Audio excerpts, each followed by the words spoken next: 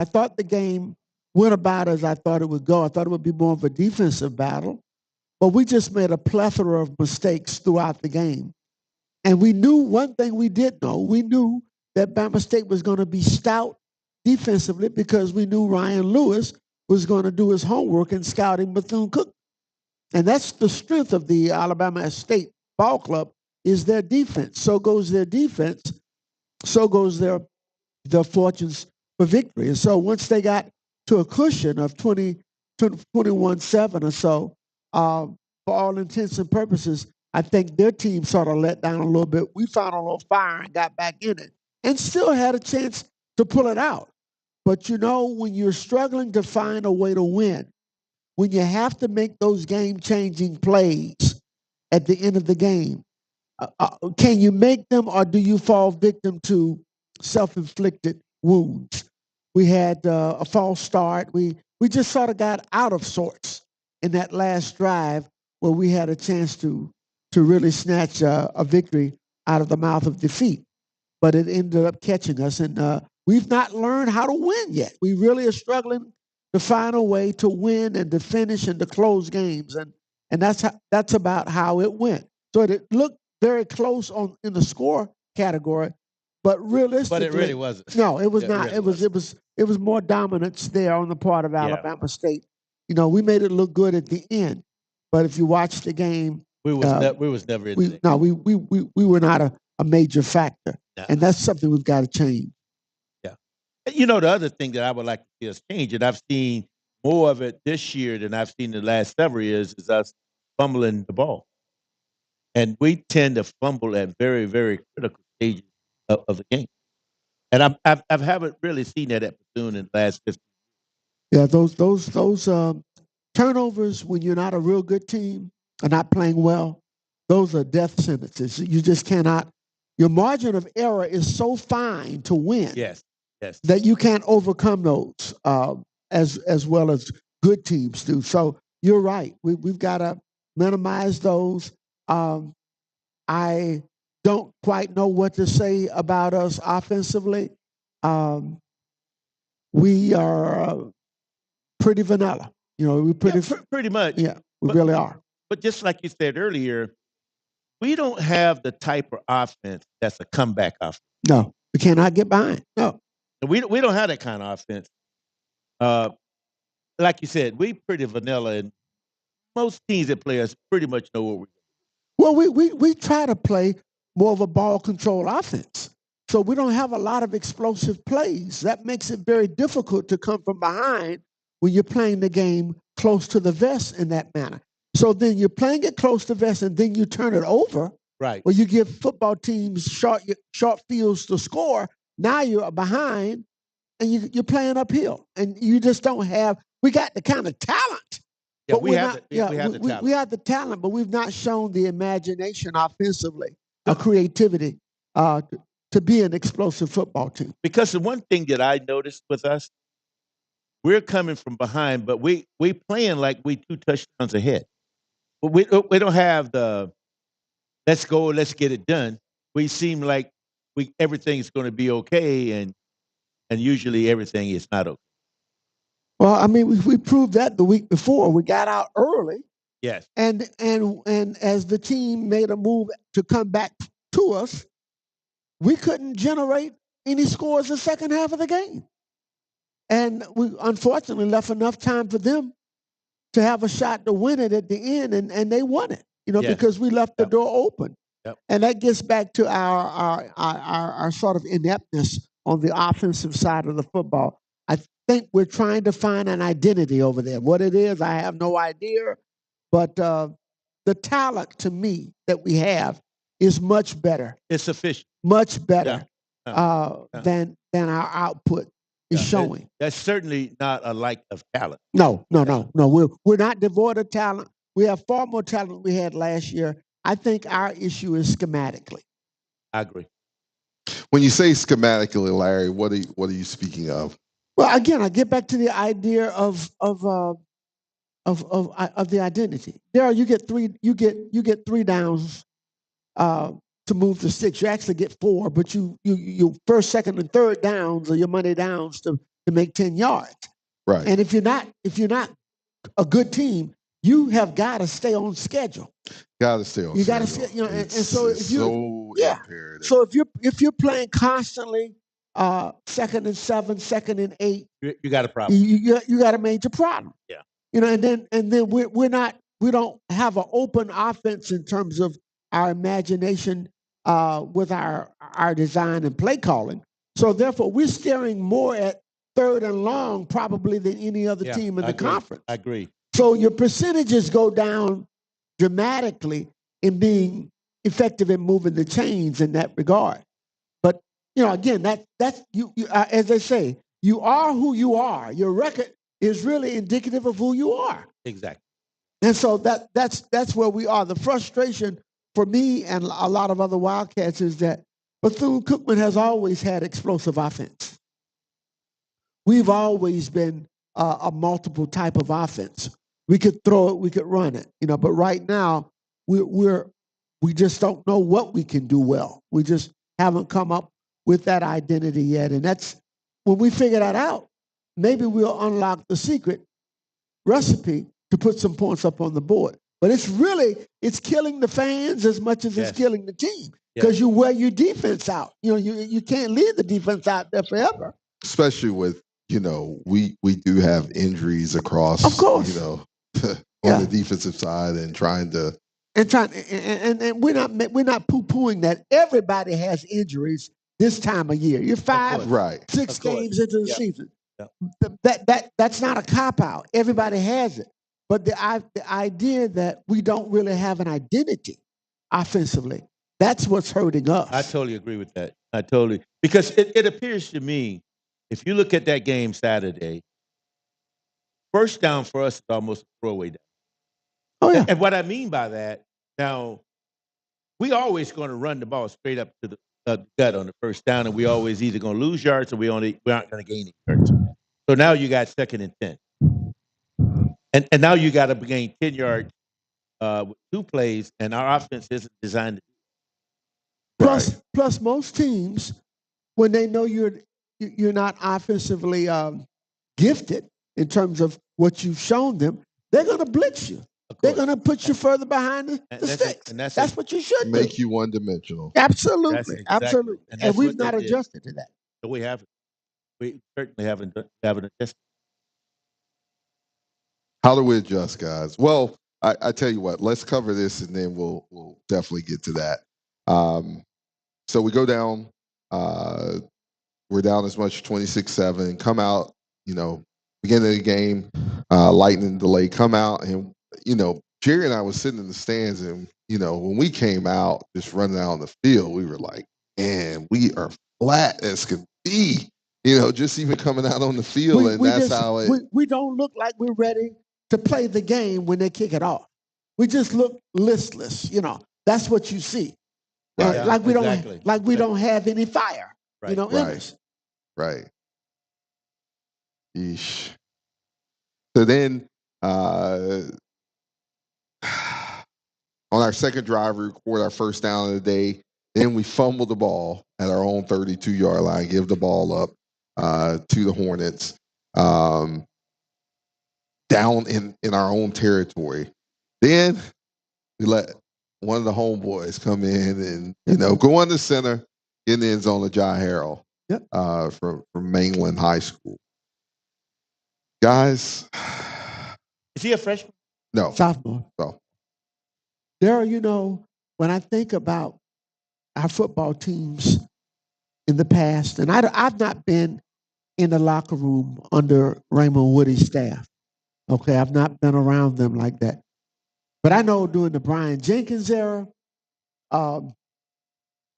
some with the Terry Sims era, always with the Alvin Wyatt era.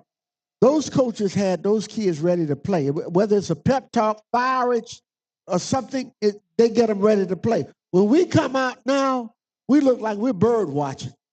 You know, we really do. You know, we run down the field. We come to the look at us now. We run through the band, and then we run to the end of the field. Some of us take a knee and pray. That's a great thing, you know. But but there's no fire. There's no really, let's go, ready to fire out. But and we're gonna talk about this really in a little bit, but it all begins kind of for us because we're standing right there. It all begins at the legacy walk. It is like it's like a funeral. Yeah, it is. That walk used to be people was fired up, but now that walk is like no. It's the only thing missing is a casket. Okay, that's all we need. It is just man, I tell you it. But like I said, we'll cover that here shortly. But it's just yikes. You got to get something to get to light a fire underneath. But you're right about that. But they say coaches coach and players play. Now the players gonna have to play too. Now. Oh, for sure. By all means. I mean, the legacy walk is a small thing. I don't know if we're just uptight or what it is, but we look tight. Yeah, we look extremely. It just don't look like we want to have fun. It just look like, oh hell, I gotta go do this for 60 minutes. Can't wait till it's over. That's the impression I get. Every team, we talk about identity, but who are the leaders on this team? I mean, I have no idea who those are. I mean, somebody's got to be the guy that lights the fire. If it's not coming from the coaching staff, then it needs to come from your leaders. And I don't know who those are. That is difficult to find out who the leaders on defense or offense. I agree. Yeah. I'm so used to Bethune-Cookman football teams being passionate, fiery football teams. I mean, that's what they have always represented. But right now, I don't see that. And I'm not saying that I know why I don't see it. It's not there. It's noticeable. And if you watch the game, you'll see how flat we are, how we start. A lot of that is why we don't tackle well, because we really don't want to go tackle anybody. We really don't. We want to lean on them or lay on them or what have you. I mean, we've been so make me think we're on a date or something. Are we out on a date? It's certainly not a football game. That's for certain. So our Wildcats go down. They end the first quarter. We throw another interception to end the first quarter. Give them the ball at their own 13-yard line down there. Didn't hurt us. Didn't hurt us. We forced them to punt. Then they threatened again near the end of the half with hit a 53-yard field goal, or tried to hit a 53-yard, and it fell short there. So we go into halftime. Cam Ransom finds Omari Stewart for a 33-yard pass before we go into halftime to make it. Hey, it's 10-7. 10-7 before the half. You can go in and you're taking the after a not so good half of football. You're taking in some momentum into the locker room. You're down 10-7, which you should have been. Realistically, you should have been down worse than that. But Daryl, what happens when we go in the locker room? We know what happens when we go in the locker room. Okay, we there's no real adjustments or whatever. It's different from what it was last year. We played better in the second half, but I don't know. I just don't know. We let them suck the momentum out of us because we let them drive down the field and kick their own field goal and go in now 13-7. Now you go from 3 down. Now you're down by 6. Yeah. Again, an inability to get a stop, to get off the field. That's a common theme with us. That we saw it too much against Clark. It's been that way all year long. We saw it against Mercer. So we can't get the stop to get off the football field in a timely fashion. You have to be able to get off the field. Absolutely. But somebody brought this up. When my son played basketball at Michigan State, he was voted captain of the team. one of the captains. Mm-hmm. And Coach Izzo said to him, I can't let you be the captain because you're not a starter. But we got captains that don't even play. We sure do. We got captains that don't even play. So I don't understand why they're the captains. Because to me, if you're going to make a person a captain, he's out on that field and he's an extension of that coach, I would think. No question about it. But again, we got captains that don't play. Normally, if you see a captain like that that's not playing, they're with the special team, like a kicker or something like that. But they still playing. Yeah, but I mean, they get in. They only get in situational, football. But the captain you're speaking about hadn't been in since the first game. To South Florida, right? He hadn't been in at all. Second half of the first game. But he's a captain, of course. Yeah. So we go into halftime down 13-7. Hornets come out second half, kick another field goal, go up 16-7 early in the third quarter. And then we we go down eventually 23-7. Yep. There's a JarHead again. Yeah. Put it up 23-7. He's at home making absolutely making the home team look only Bethune-Cookman allows that. Right. Maybe I got an idea. Maybe we can do this. Maybe we can do what the basketball team does and take their guys on team building. Hold on. We're going to cover that. Right? We're covering against right now Alabama State. Okay. I got off script. We're covering Alabama State. Don't jump ahead. Stay on schedule. Stay on schedule. I got off script. I'm sorry. I apologize. Then we finally see life. Then we see one of the young guys come in the game, and spark just total life into our Wildcats, that of Dennis Palmer. Do an 18-yard, go down the field, 18-yard rush. We finally get it in after multiple attempts to get it in there. We're still down. We scored 26-14. Come downfield. They kick the ball off. Kick the ball off to us. We kick the ball off to them, go downfield, and we force a fumble. So there's life. There's a guy out there who's willing to fight on special teams to have a kill shot. To inject some life into us and get us back in the ballgame with some fire. So, we recover the ball down deep in their own territory, down the 30-yard line.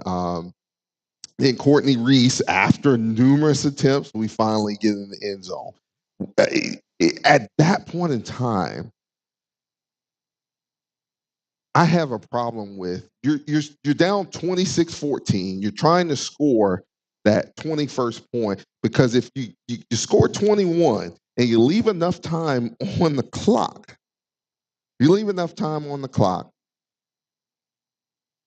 it's 26-21. You score another touchdown and get the extra point. Bump the extra point. Let's just say we don't even think about the extra point. Don't you win a game by winning by one? Can't you win a game? Oh, okay. But if you remember back to homecoming last year with Texas Southern. I remember that. And we were battling back and get in the game. We took so long to get down there and score. We had used all the time up. I said that earlier. We're never in a hurry. Never with a sense of urgency. No, never. But this offense, we got it. But we don't got it. I got to stay on script. Just for a little bit, right? Oh my goodness. But now, we at that point we were technically back in the game. We still got one more drive to. And it's this is the thing, Larry. You leave enough time to almost if you score early enough and don't play around with it, you have a sense of urgency.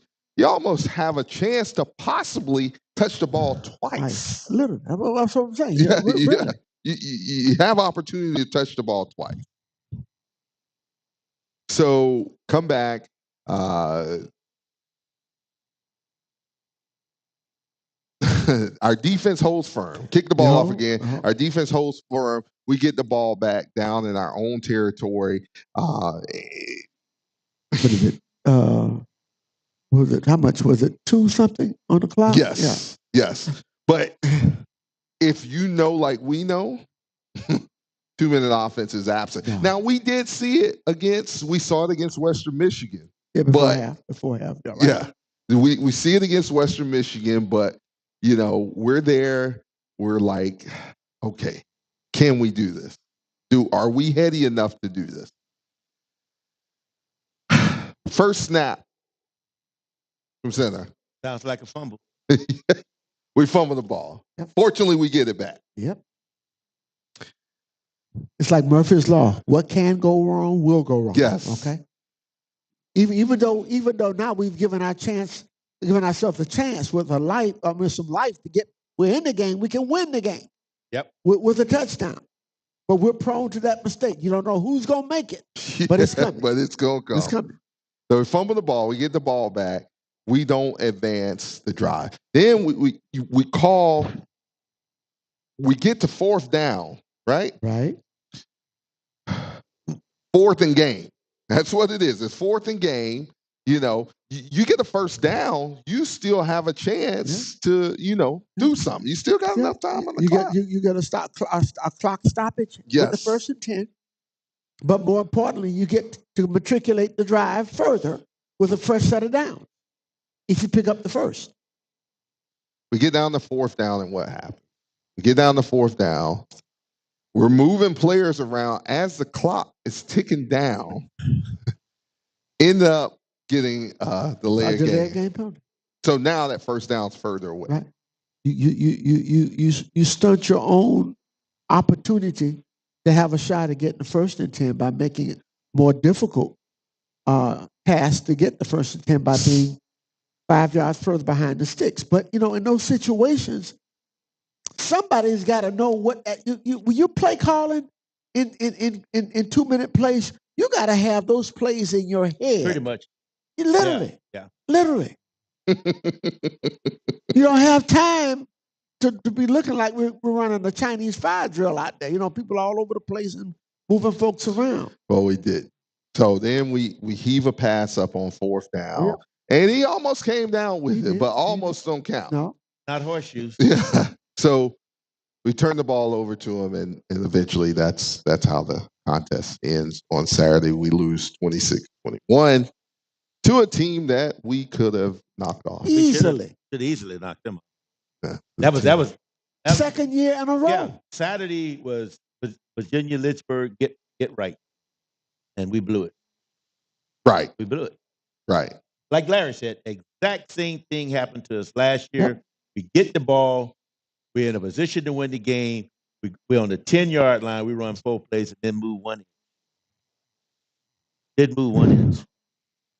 Wow. You have got to have a better command of your offense at that particular point in time. That's why I always have enjoyed watching coaches that keep them a couple of gadget plays in their pocket that they save purposely for those situations when you got to have something that somebody has not seen. We don't have that, or at least we've not shown that.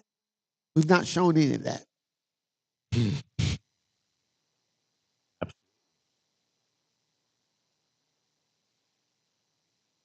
Let's go team stats, guys, and then we'll come back.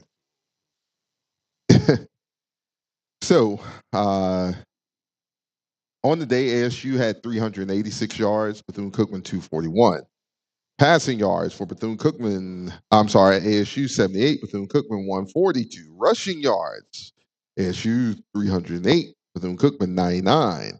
Penalty yards, ASU 11 penalties, 72 yards. Our Wildcats 6 penalties, 40 yards. Penalties, I mean, all penalties hurt. But all of them, yes. Yeah, all penalties hurt. but the holding ones at critical times are just as bad as those personal fouls that in unsportsmanlike conduct that we received a few weeks ago. Game defining penalties is what they are. Yes. Yep. First downs, ASU 22. Bethune-Cookman 18. Third down conversions, ASU 8 for 14. Bethune-Cookman 2 for 10. 2 for 10 on third down conversions.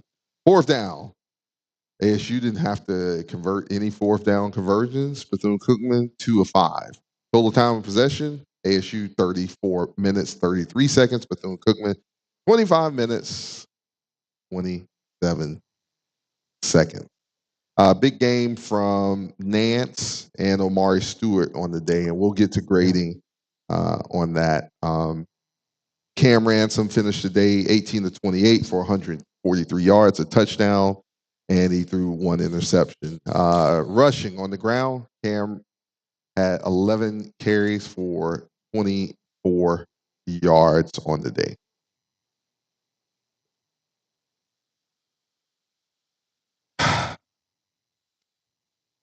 You almost sound like you. Well, you haven't played it down in 20 years. But if I needed to, I could, Ralph, and I want to because, I see us right there where we need to be at, man. We're right there, but we cannot get over Can't get the over hump. the line. Get out of our own way. You got to learn to win, Daryl, and this team This team has not done that.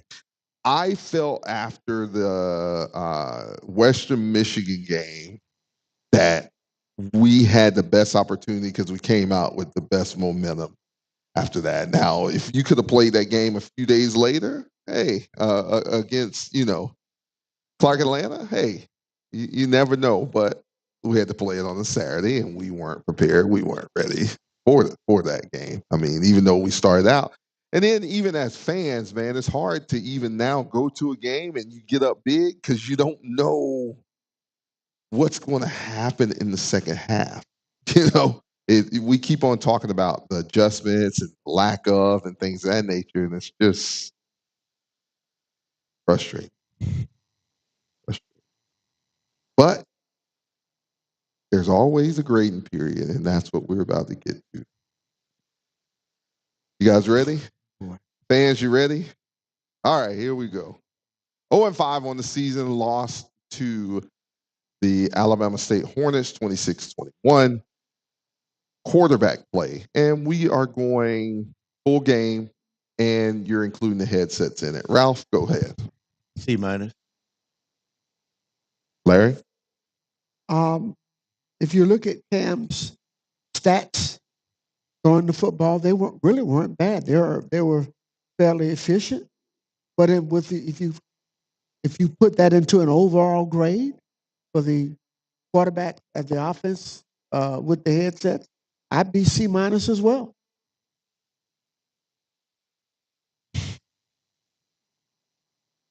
Running backs, Ralph. I'm going to get a running back solid C+, B. Larry? I'll give David Palmer a B. My man. Yes, that's what I was. If this is a group, we knew project, that was going to come. Well, no, if this is a group project, everybody not getting the same grade now. Okay. But see, you didn't say that we were going to do it individually. That's why I'm stipulating that. Because if you put the headset in there, he's not going to get a B. No. But he'll get a B on his own play. Yeah, but I'll go with your C+ if you just grading it the way you're grading it. But I had to make that distinction. Well, I think he had an outstanding game, and I just hope. Well, he's the one that got us back in the game. I just hope we don't bury him again, though, because he played well. Do you think we will bury him? I don't know what. I can't say what. Boy, it's a bad. But so we buried. I know we buried it for 4 games. It's a bad thing when you can't figure out your own talent. Yeah, I mean that's bad. Yeah, that's. I don't think we're going to bury him. I think he gave us the spark that we need, and if we can get some help in other places. We can got put some more together. hidden diamonds over there. Yeah, Daryl. we do. That's why I said I already know. it's time to play the young kids. That's all I'm saying. So we can get these people off the line trying to sell their homecoming tickets. And they're going fast too. Yeah, they're going. I mean, we can. I do not want to be sitting on the home side with nothing but Jackson State because they're the ones that buying the tickets. All right, let's go. Wide receivers, tight ends. Well, I go ahead, Ralph. now you do. No, you I'm go. just saying. I thought Nance had a good game. I really Nance did. really had He did have Yeah, a good game. and it's a shame we haven't been going to him even more. But he had a good game. I think overall, I would give the wide receivers. I give them a C. I concur with that. I would give them that. Headsets included. Well, you know, We almost got to throw it. y'all really mess me up whenever y'all say headsets. I go in the tank. Larry, you go to the tank. I go in the tank. My boy, wow. No, for real. Because I believe. See, when you have group projects like your grade, every professor looks at the work that's sent in and who's a part of that group. Okay. And our OC is not earning his grade. Okay, I mean, as far as a passing grade, he's earning the ones that come in on the low side. Right. So it's hard for me to give him a passing grade because I haven't seen anything. And I'm going to just say this one more time. And it's not like we don't have the talent. We got the talent on the offensive side. But you got to put them in a position so they can show up. Offensive line. C minus. I'll go with the C minus, but one of the things that people need to realize, Daryl, and you mentioned this the other day, we started 2 or 3 freshmen. Oh yeah, that's what I'm saying. They are playing and doing a decent job because some are upperclassmen. I mean, literally, they're learning in the teeth of battle. I mean, they're being baptized in fire. Pretty much. And so you got to grade them, but they're giving us good effort. You know, they're a year, 2 away. They are. But that's what I mean, you know, as you're saying, that's what we got right now. And we got to, you know. As long as they put the helmet on and they put the shoulder pads on, you got to grade them. Yeah. Oh, for sure. For sure. Got to grade them. And I think my opinion is that we get way too many holding. So you got to grade them that way. And those are a lot of those come from the upperclassmen. You're not getting a lot of that from, you know. I don't care who it's coming from. It's still a holding call. No, but what I'm saying is those are the wrong ones to get it from. I'm saying, if grandma holding, I don't care. What I'm telling him is you're getting it from the guys who have played this game numerous times, you know. I really do understand that, but it's still holding. Get them out of the game. That's what, you know. Because that, honestly, we got one guy almost got 2 holding calls back to back. Get him out of the game. If that guy's wearing you out, man, just say it. It's going to get shown on camera. We see it. You all are making me laugh because I was remembering we just put Coach Moore away, Wesley Moore, last Saturday, and I remember we were playing Kentucky State in Frankfort, Kentucky. They called 3 holding plays on us in succession. So Wesley calls timeout. He brings the team over. He brings the referee over. He said, "Listen, I'm taking all these players out. They hold a lot. I'm putting a brand new bunch in. They are freshmen. They don't know how to hold. So you can't call holding on them." So I'm thinking maybe that's what we need to be doing, okay? Guys, give me an overall offensive grade.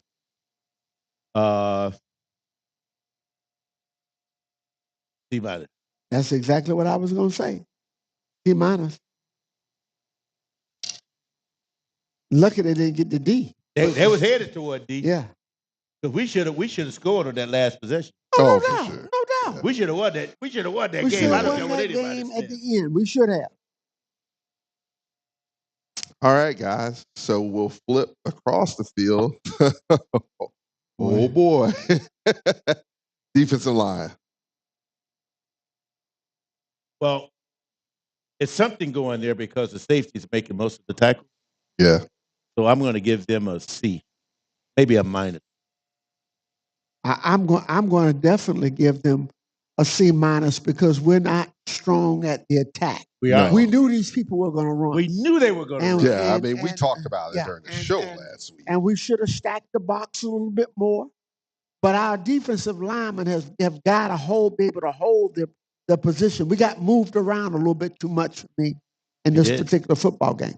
Did. You got D-line. You got a C minus on line. Yeah. All right. Let's go linebacker play. Now, they were disappointing. D minus. D minus. Because they were in the hole and wouldn't even make a tackle. Wouldn't even make a tackle. They just dived. They were looking good diving, but they weren't making the tackle. No wrapping up, no engaging. Because those running backs at Alabama State are good running backs, but they aren't that. So where did this change, Daryl? Football is a game of hitting. Why don't we hit anymore in practice? You got to hit somebody. I don't understand this stuff. Why did he call my name? Because you know where Larry's going with this. No, I'm just asking. Period 1, period 2. No, I don't care about the period. But that hurts us, though. Can you tell me what period do we hit somebody? That's all I want to see. Yeah, you got to do some hitting. What period do we tackle? That's what I'm saying. You got to wrap you. If you don't practice tackling, you're not going to be good at it. He telling you the truth. I'm being honest. He telling you the truth. I don't care whether you're playing football in a phone booth or out in a pasture. You got to tackle somebody. Okay, let me ask you this, since I brought up the period. You brought it up. You're off script. Is it we do tackle, but we don't tackle long enough? If that's what we call tackling, maybe it's hard when you're getting old and don't know you're old. I'm old, okay. I mean, because when I'm used to practices, we went out and we practiced hitting, form tackling, those kind of things. I mean, wrapping somebody up, bull in the ring, all kind of things we used to do. We don't do any of that. The periods that I see with us, it's like going to the club. Okay, station number 1, move over to station number 2, and we haven't done anything. It's true. It really is. It's true. So what would you like to see, Larry? I'd like to see some physical contact. For longer, man, What do we see Saturday? The linebackers would not come and fill the hole. Nope. Then we need to be practicing. A linebacker stepping in with 2 linemen there and a running back running through and wrapping up in form tackle. We need to be practicing that. Because, so what was it, Ralph? What did we say? They held the ball on offense for 34 minutes. So of that 34 minutes, in practice, we probably only tackle 5, 10 at the most. We'll give it 10 at the most. All the coaches that I've seen at Bethune-Cookman through the years, see this trend really started. Brian Jenkinson knows what hit. Oh, for sure. It started with Terry. It started with Terry, and I thought Raymond was going to be doing a lot more hitting, because he played linebacker. Yeah, physical. Right. So I don't know where this comes from. But if you don't, whatever you practice, you're good at. Yes. If you don't practice that, you're not going to be good at. I agree with that. Yeah. And I've said it before on past shows, man. While I at Florida State with Mickey Andrews, I Come on. mean, Come on. you see the offensive players walk into the dorm, and we're still out there getting after it. Well, after they've already eaten and went inside. So If you it's had anything in you, he was going to get it out of you. You hear me? man, Everybody who come ever on. played for him said Mickey Andrews got everything that you had in your body out of you. And if Man, you didn't have anything, you couldn't play for him. those guys said Bear Bryant had them, in pads on Friday, and they play on Saturday. So, And that's how he learned it. yeah, That's who he played yeah, with. yeah, yeah. So it's still it hasn't changed through the years. It's still blocking, tackling, catching, execution. That's it.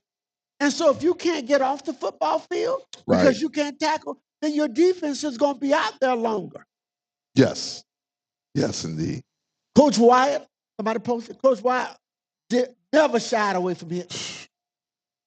Get after it. I mean, because if you think about it, I know for sure Terry Sims last year, we went to every practice and they didn't tackle any day. Man, They never tackled. it was a love fest, okay? Literally. Literally. Said it was a That's love what it was. It was a love fest.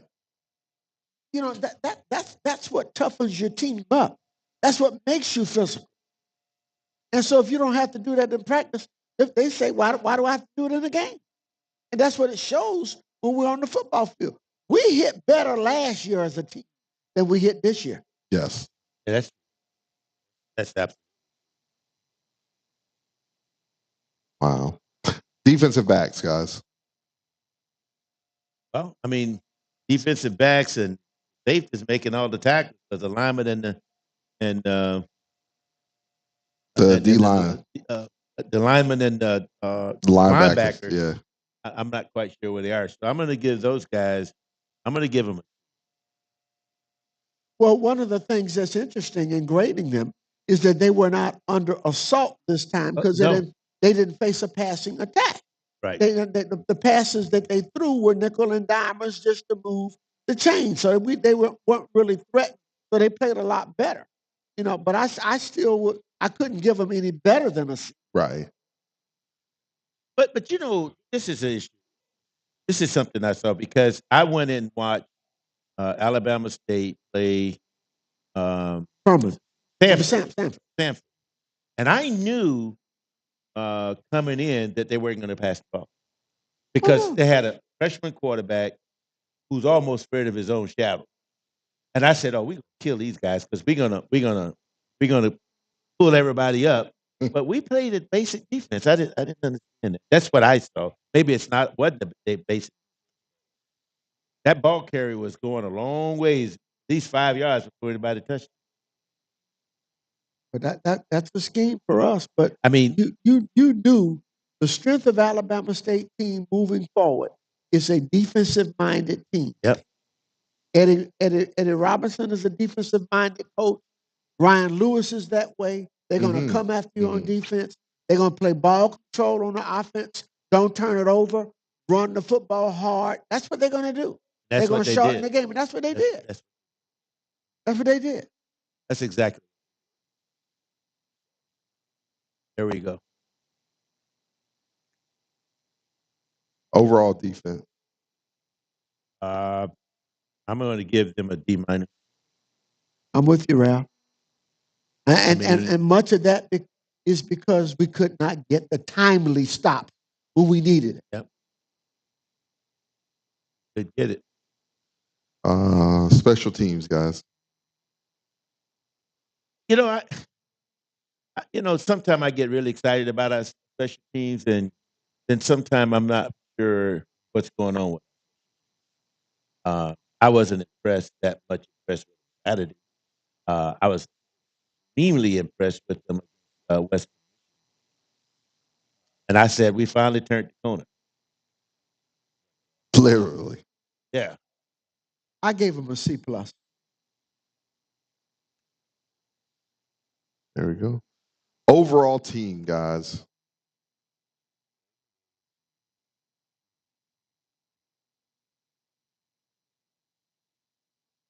C minus. Larry? Overall team, guys, I got to give them a D. A part of that is you got to be ready to play. We both said, all three of us, they weren't ready to play when they came out. They really weren't, and so that factors into that grade. So that's why they made it look close at the end. I give them credit for coming back at the end.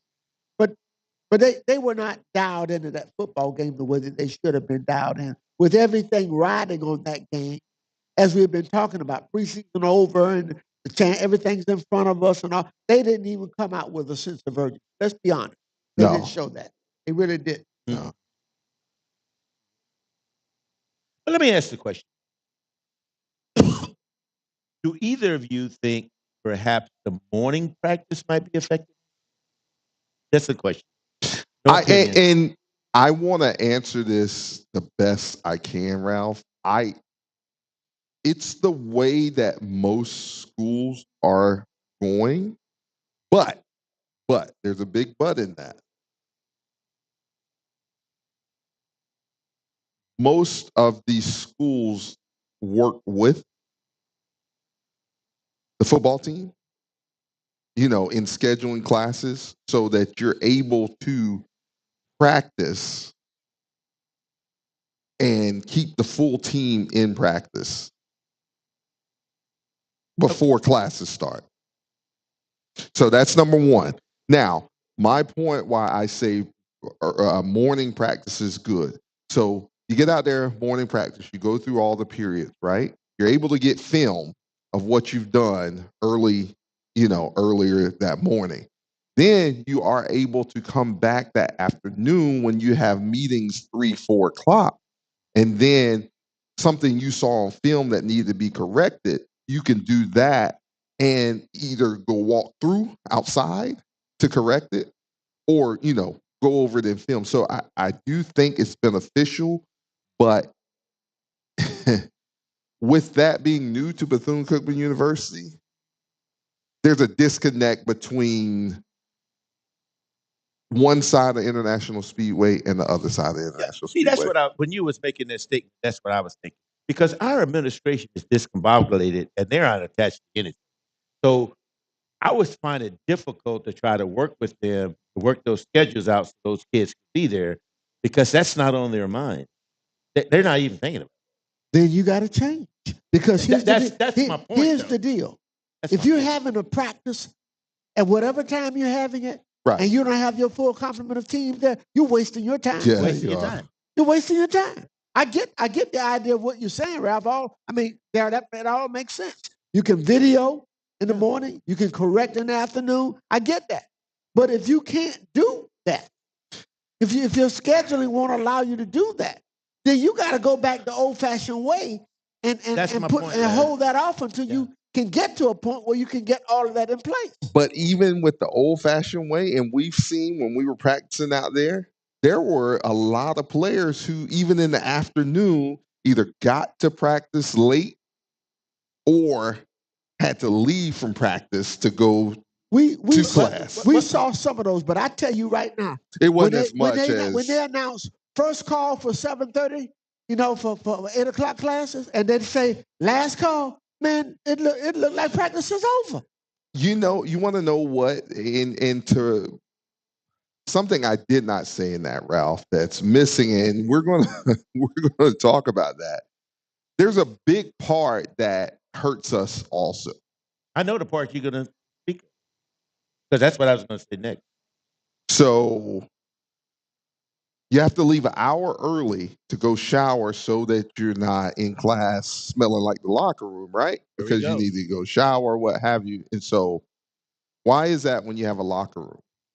Well, we're probably the only Division I school in America that built the locker room with no shower. Why do we do that? I don't know. Well, it's not just that. But let me make one other point, though, and Larry hit on it as well. In order for you to work where the school is working with the athletic program and the football team to make sure these classes, you got to have an infrastructure. And we don't have that in our athletic department, because the athletic department worked that out with the school to make sure these kids get a full Well, your complement of- academic support, athletic Yeah, academic support, and that's those what- people like that. That's what they do. You got to have that in place. And apparently, we don't have that in place. Look like all the emphasis on, and I'm not going to jump strip. I'm going to just stop. I'm not going to say another word. But it's more than that, Ralph. But it all ties into each other. All I did was ask the question. I just asked it. I just asked the question. I didn't know because that was a big change from what we did the last 100. It was a change. I understand why Raymond did it. I know he's seen it work proficiently at other places, but he's not at other places. He's where he is. Yeah, he's at Bethune-Cookman. Okay, no doubt about that. Yeah, and what do we say about Bethune-Cookman? You got to beat Bethune-Cookman first. Before you can be successful, you got to beat Bethune-Cookman, working for Bethune-Cookman to be successful. We won't say any names, but we heard it yesterday. You got to have a different mentality. Yeah. You got to beat Everybody Bethune-Cookman cannot first. play at Bethune-Cookman. That's a fact. Yeah. And I coined that concept. I repeat that concept about beating Bethune-Cookman first because that was first uttered by Coach Jack McLaren. He said, "Larry, when we figure out how to stop beating Bethune-Cookman, we'll be successful." You'll be great. And here's a man who saw it all of his life as a player and as a coach. We're touching a pain point, it's saying online, but it's time to be said. Well, listen. Hey, we have been as good kumbaya service as you can be. And sometimes you got to say the hard thing without busting pipes, bro. Man, We haven't even busted pipe. No, we ain't even got to where we're going. Because we going.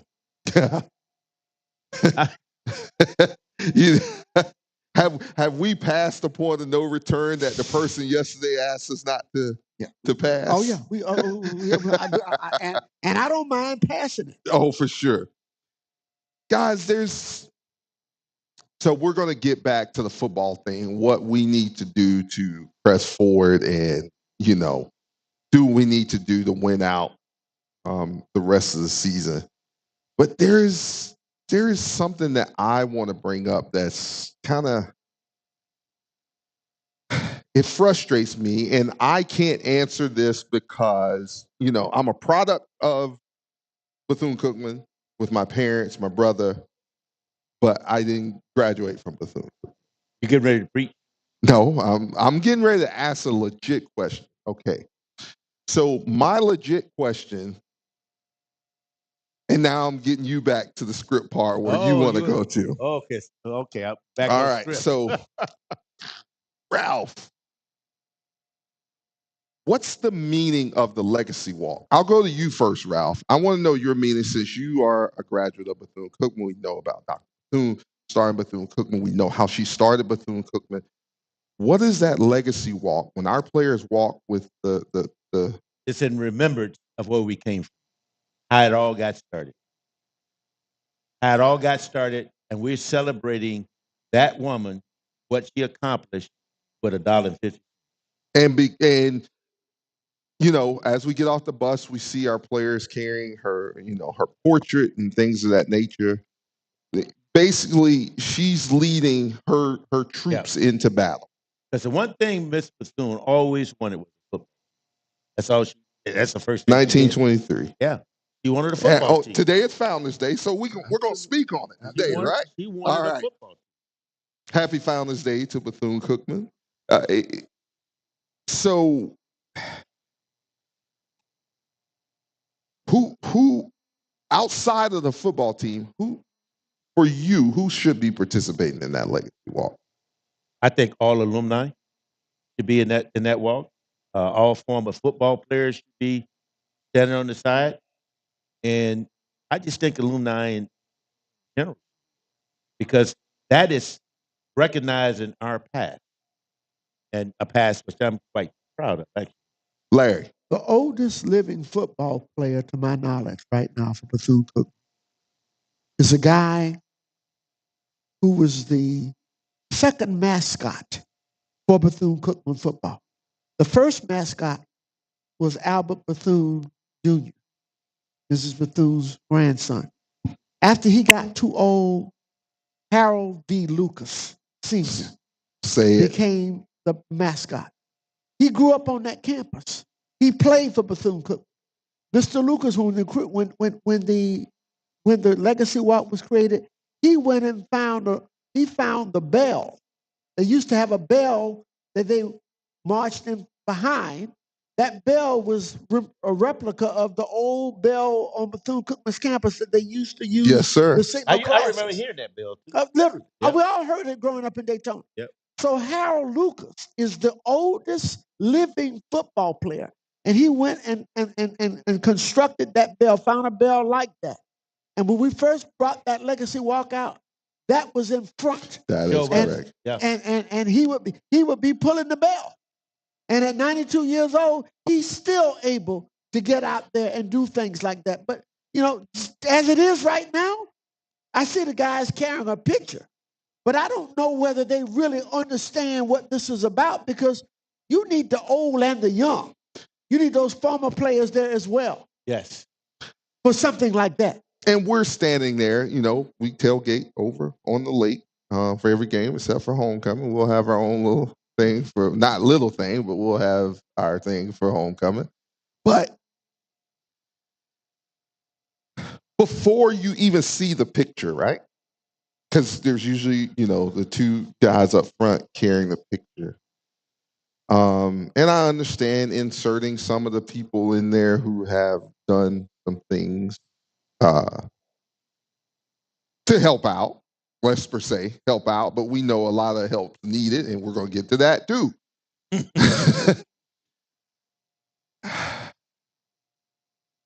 Is that Legacy Walk for optics? Yeah, that's what it's. To me, that's what it's gotten. That wasn't when Jenkins started that. Jenkins did it for another reason, but that's what I think it is. Did Dr. Bethune do it for optics? Nope. Wasn't really a lot of cameras back during that point in time. We don't have cell phones. They didn't have cell phones and things of that nature, right? Yep. No. Dr. Bethune did that for her boys. I can hear, I remember the stories that Jack McLaren told me as a senior in high school at Rosenwald High School. He drove a family to the game from Panama City. And Miss Bethune was on the sideline. It was the first year Bethune and FAMU played. Miss Bethune was on the sideline with her cane, cheering her boys on the victory. FAMU beat them that day 6-0. That was the first game that they played in modern time in the 40s. But Coach McLaren was saying he was so impressed by that. That's why he wanted to go to Bethune-Cookman. So,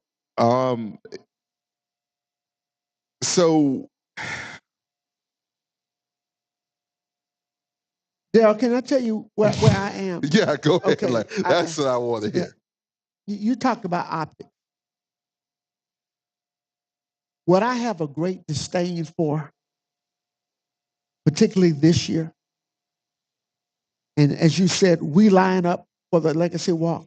Right. And the kids get off the bus. Mm-hmm.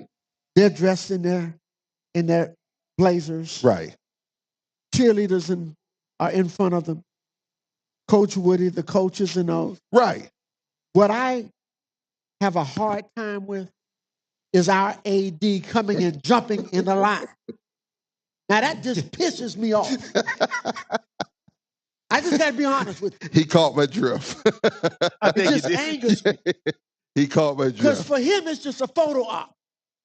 Optics. That's Okay. all it is. But see, okay. When you say that, that's why I want to get back and I want to clear something up. When I asked, why do we have the morning practice? And what I was seeing is that we don't have the support what we're trying to do. What he's trying to do is a good thing.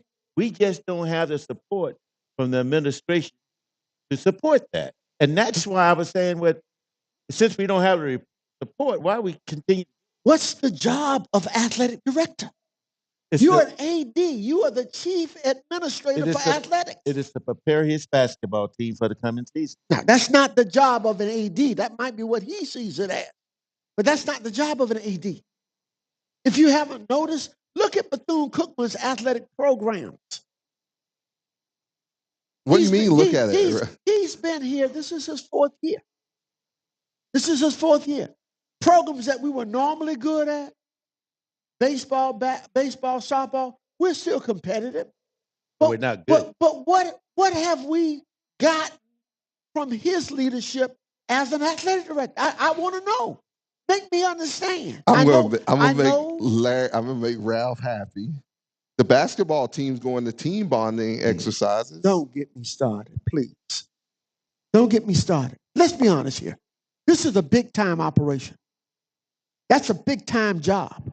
This man is drawing down a huge salary. I don't need to put it out there. You can go look it up. He's drawing 2 salaries and doing 1 job. And don't get me started about that. But from an AD perspective, you have to do more than just sit in the chair. You've got to lead. You ought to be putting information out about all of your programs. He's been here for 4 years. I've not seen anything from the desk of Reggie Theus. Not one thing. You got to go on Twitter or Instagram. I'm not going anywhere. You'll see the basketball team, paintballing and all that. Don't get me started on that, please. Because there's something called APR, and it's going to come back to bite Bethune-Cookman in a very bad way. We need to be asking these tough questions because that's why our programs are not doing well. You just can't put somebody in a position like that who has no expertise. And I give him credit. He said it when he was hired. He didn't want to be AD. He said that. That came out of his mouth. Well, you got to lead, follow, or get out of the way. That's just the way it is. Because until we get that solved, Daryl, our programs are never going to flourish. They're never going to flourish. They're never going to have the support that they're supposed to have. They're never going to have the infrastructure that they need to have. And we just need to be brutally honest about this rather than talking about firing every coach that we get in here. Because nobody is going to win. It's unfair to them. Nobody's going to win until you get that situation squared away. Exactly. I agree with you. That's the bottom line. Yep. So if let's look at an example. Okay. And I want to talk to Ralph a little bit about this because your son played Division I, as you said earlier. Your son played Division I basketball under the great Tom Izzo at Michigan State. I played for the great Bobby Bowden at Florida State. Places like that, own training table, never have to want for anything. Nope. That's not here. We don't have that, right? We don't have that luxury. But you do have persons who are willing to stand in the gap to help with those things, cooking out for different sports at Bethune-Cookman, working to get supplement, so that the guys will have nutrition. Guys and girls, everyone will have nutrition to eat and sustain something. It doesn't matter what time our guys practice in the morning. Are they burning calories? Absolutely. I mean, that game requires you to burn quite a bit of calories. And if you listen to the spaces that we had the other night on Sunday night, Jerry brought up that there was one particular player who says, man, I cannot keep weight on because I'm burning it off in practice. I've lost 15 pounds since I've been here. Where are the supplements? Where are the things that are needed that, yes, we can't have an additional training table. That's just not feasible right now, but you can have something that, helps to boost that. So why don't you just invite the AD and let him explain it to our show? Yeah. When have you? Good luck. When have you? When have you? I'm being, guys. I'm being for real. This man has been with us for 3 years, going on 4 years. I really want to know what he has done to lift the athletic program. I've not seen it. If you can show it to me, I'll gladly receive it. I've not seen it. I know he's collecting a huge salary. But what is he doing? Has he made connections in the community? What is he doing? Is he fundraising? Our program, just send me something from the desk of the athletic director. I know the previous athletic director constantly kept alumni, constantly kept stakeholders in touch with what was going on. I know that for a fact. But this just proves, you think you can put anybody in any position? This is a Division I football, athletic operation. A well-known. Down through the years. And we don't even look like a shell of ourselves. We don't look like a shell of ourselves. Oh, I see the maroon and gold uniform, whether they're football, basketball, baseball, I see that. But when you look at our program as a whole and how that program is thought of, and that starts with leadership from the top. As you said earlier, it goes way above our coaches. They're trying to do what they can with basically nothing. Nothing. And when I say nothing, not nothing in return, in regards to nothing in terms of the support. They're not getting anything leadership-wise from that office. No. They're not getting a direction at all. Now, he'll show up for every photo op you got. But other than that, I challenge anybody to show me what he has done in the 3.5 years he's been here, now going into 4. And that's not a model for consistency. You can't build with that. That's why we're not even mentioned anymore. Nobody even talks about Bethune-Cookman. It's like we're not even a part of the SWAC. Let's just be honest. You got something to say, Ralph? No, he said it all. No, all I'm going to do is say the same thing. So what about this? Did you get out what you wanted to say earlier? No. I wanted to make sure that Coach Woody understood. I'm not criticizing him coaching in the morning. What I was saying is, does he have the structure from the administrative side to facilitate that way? He's not losing players to go to class. That's right. That's what I was. Oh, no, by all means. And I know he definitely. But that's what I'm. Because just as Larry just discussed, we don't have the infrastructure to support what he's trying to do. That was my point.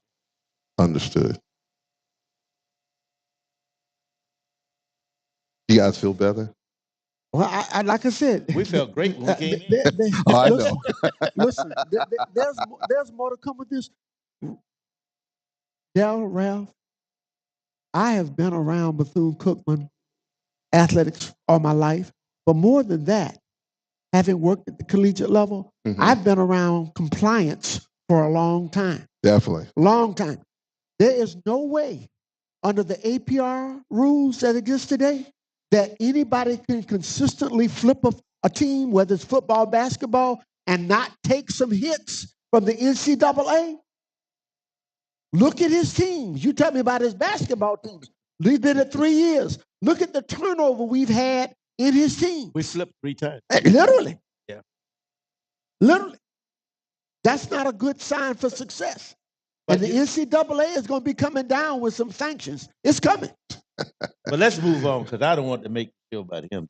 I don't either. Yeah, let's talk about But football. we have to include that, because when we're talking about whether or not to pump the brakes on people getting fired or whatever, no, you can't. You got to look at the whole house. Yeah. You got to look at the whole house. And if you don't have a foundation, your house is not going to stand. And this goes back to even Coach Sim's tenure, because we knew the support wasn't even there. And I'm saying within the new administration.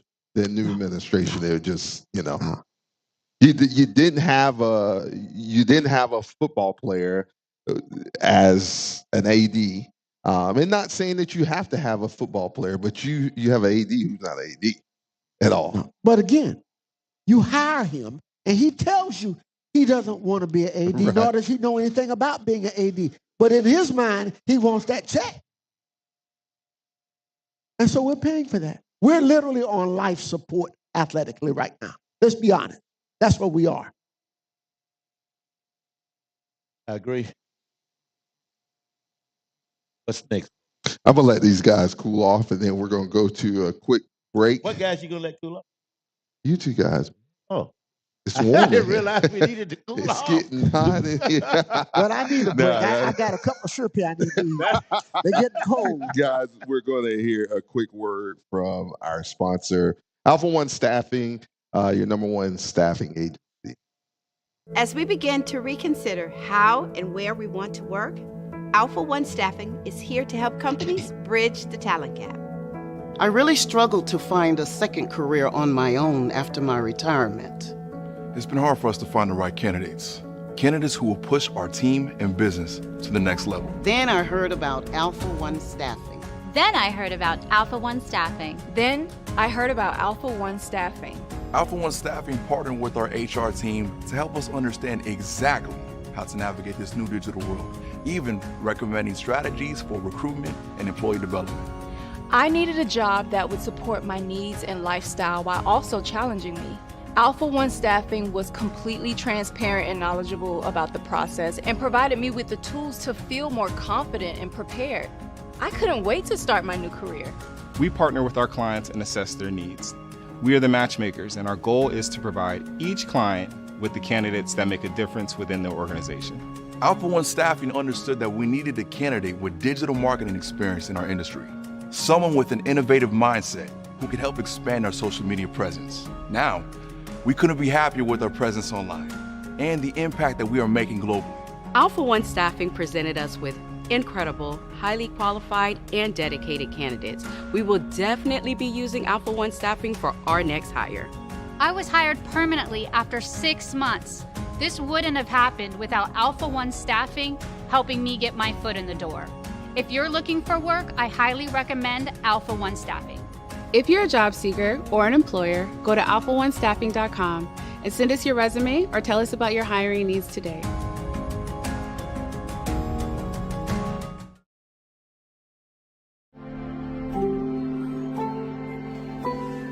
When a disaster strikes, will you step in to help your community? Alpha One Staffing is currently seeking disaster debris monitors to assist in supporting our neighbors, businesses, and government institutions by supervising the debris cleanup efforts. Alpha One Staffing, a leader in Florida staffing solutions, partners with state and local governments to provide trained debris removal monitors to supervise complex disaster debris operations, focusing on compliance and safety. These monitors will not be handling the physical labor, but the oversight of debris removal. To learn more about this position and to apply, please visit alphaonestaffing.com.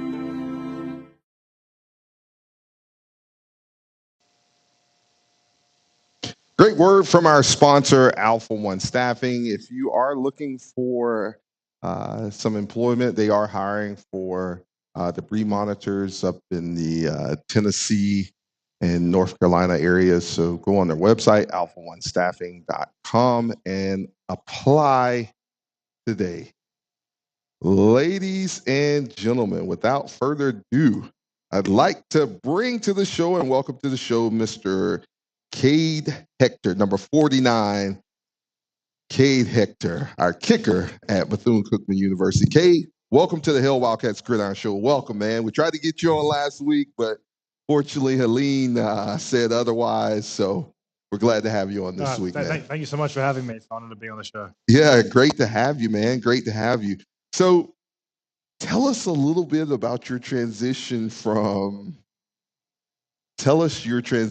into college football, where you come from, just, tons of Wildcat fans listening.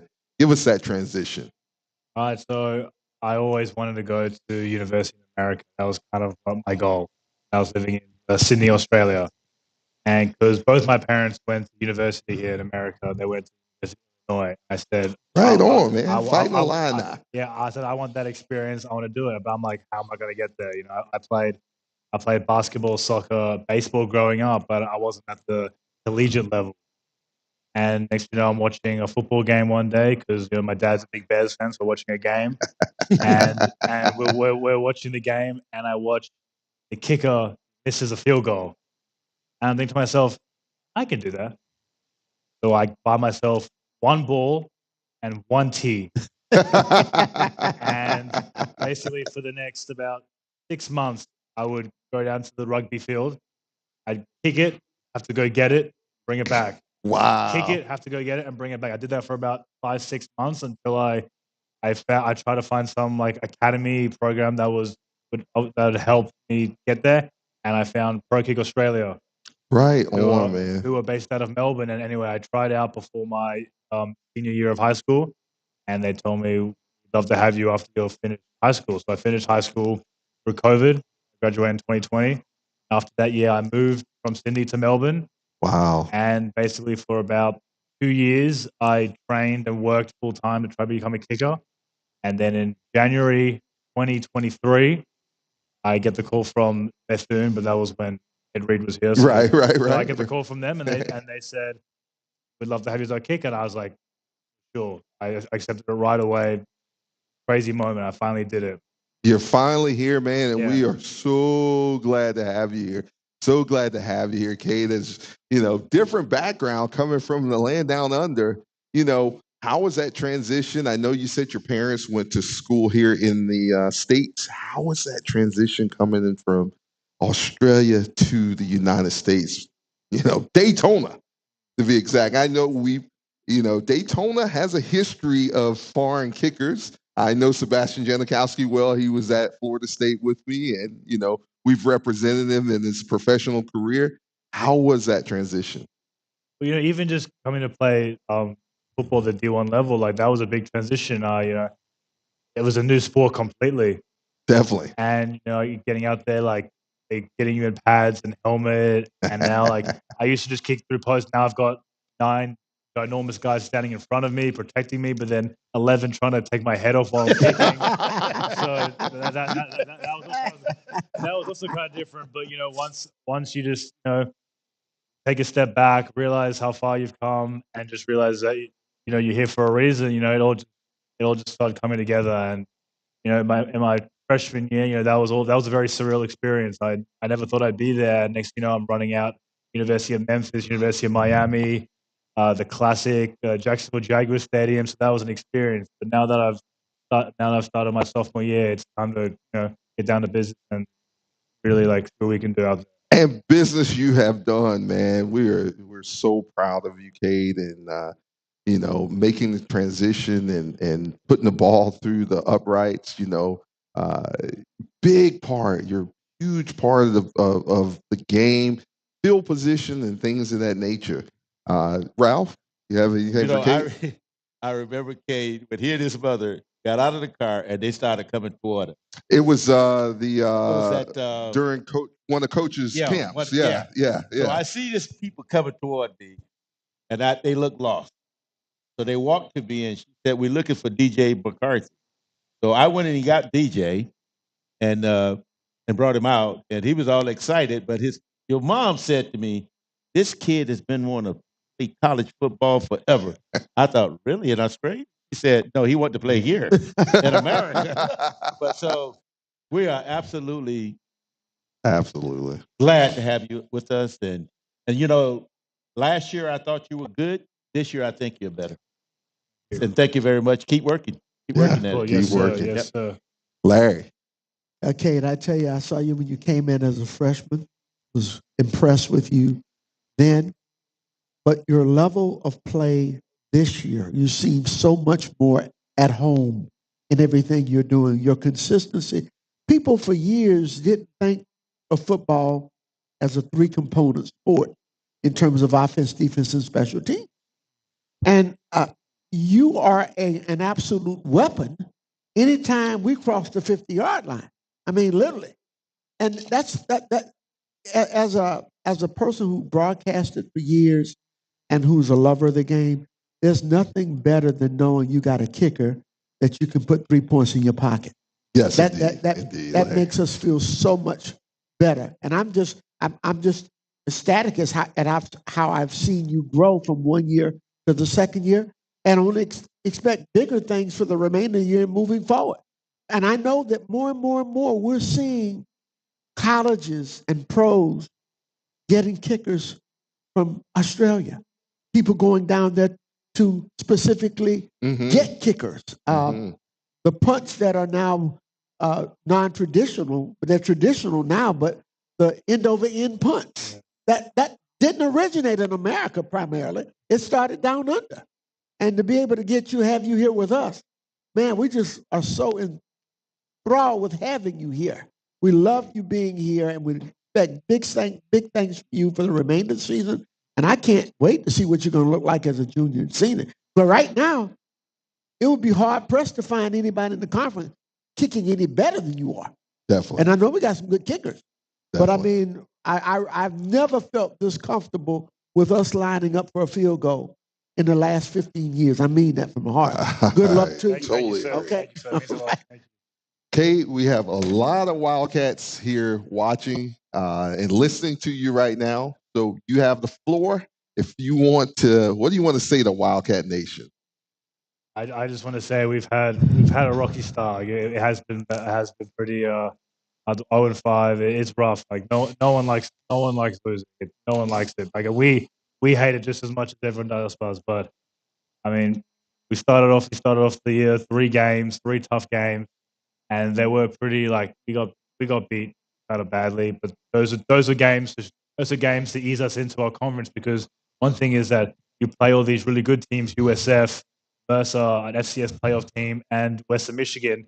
You play those guys, you flip over into conference play, and it's meant to be easy. That's the theory behind it. So, and I think so. USF that was our first game. Mercer next game.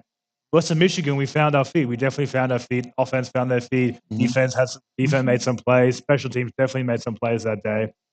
So then when we came up against Clark Atlanta, it's like those are just games where one team just wants it more than the other, and that was just an unfortunate game. But in the Alabama State game, it looked better out there. You know, there were some things that went our way, some things that didn't. But I think after the past at least 2 weeks, I think our team is fired up and ready. There you go. You heard it from Cade Hector, number 49. Well, I tell you what, if it comes down to a kick, I'm putting my money on this guy right here. I tell you what, I'd love to be in that situation with the ball resting on his foot, because what I've seen from him, he's pretty darn accurate.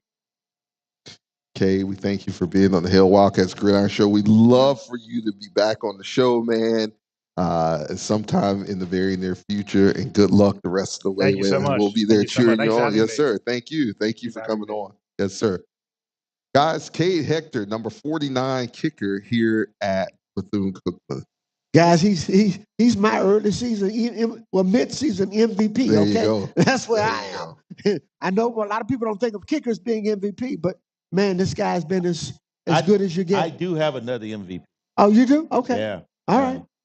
Yeah, he'll be here shortly. Okay, dual MVP. Dual MVP. So you still get your. Yeah, you still get it, Cade. I have no problem splitting between these two guys. Right. We're on the same page. Okay? Yeah, you still get it. None whatsoever.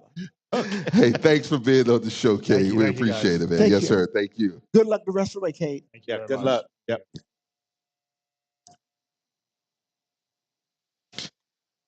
Number 49, Cade Hector, man. Glad to have these guys on, man. Glad they decided to come out. You know, and you can put a face with a name, and you know. Oh, definitely can be. That's what he's been for us. He definitely can consider Mr. Consistent. All right, so you say you got another one, man. Got another guy who I think is gonna split the MVP with Kate. I would certainly co-sign that. Okay, you would co-sign on that. Absolutely. So that guy would be number 45, Anthony Frederic, our punter for Bethune-Cookman. Anthony, welcome to the Hail Wildcats Gridiron Show. We're glad to have you on the show, man. Thank you for having me.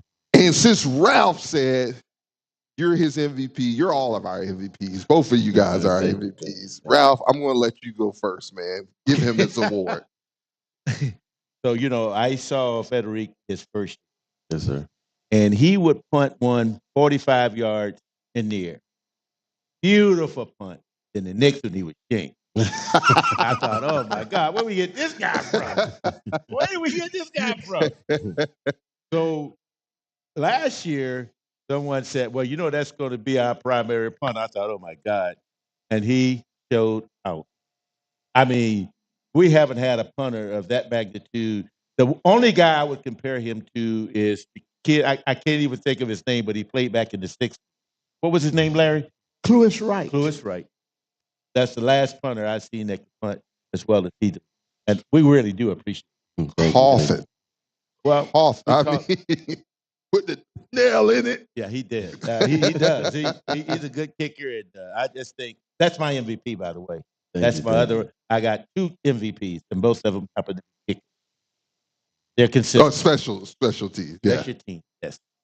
Larry? I first heard of his name from a friend of mine in Hillsborough County whose son plays soccer.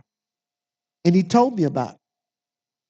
And then he said, this kid is can kick the football, but he's also a heck of a soccer player. He's like an all-state soccer player. And I said, really? And so when he told me that, and it was Tampa Catholic. So when I saw Tampa Catholic, you know, the Great Island Super is from Tampa Catholic. Yes, sir. So I started making some phone calls over there, and they told me, oh, yeah, he's pretty good. So I was like, Ralph, I was watching him when he first got his first year. And I would look at how he would get the football to turn over, et cetera. But I'm going to tell you, this year, the lady was sitting near me at the Clark game. I got you. I had my dark shades on. So Anthony goes back and he kicks one west, and it lands. The referee standard, it lands right there at the one. So I took my glasses off. The lady said, she said, what are you looking at? I said, I'm trying to see if you got a rope on that thing. I never see one come down right there. It checked up right there. So I'm telling you right now, having watched football at Bethune-Cookman probably for as long as anybody around Daytona that I can think of. Right. We've never had 2 kickers like this at the same time. Nope. We've never had that. That is a fact, literally. And so these guys are to be commended because special team wise, I don't have to worry about them. They're going to be on point. Yes. They're going to be on point kicking that football. So I just want to say that to you. You know, you're my guy. I want you to know that. All right. So, Frederic, tell us how it's been coming to Bethune-Cookman. Had to wait a little bit, wait your time a little bit, and then you finally got the nod to be the starting punter, and hadn't looked back since. How has that been? Starting in high school, first off. Junior year, first year playing football. Didn't play football until high school. Wow. I came into it thinking, oh, this is gonna be really easy. Yeah, no. let's just say it took me a while to get to where I'm at now. Gotcha. So I started out at Troy, coming in during COVID. Freshman and sophomore year, didn't see any action. Was really inconsistent, kind of really all over the place. Then I started focusing on my craft, and going into 2022 spring, we got a new coaching staff at Troy. Wasn't doing too well still. Ended up entering the portal, going to the HBCU camp, and FAMU and BCU were both interested at the time.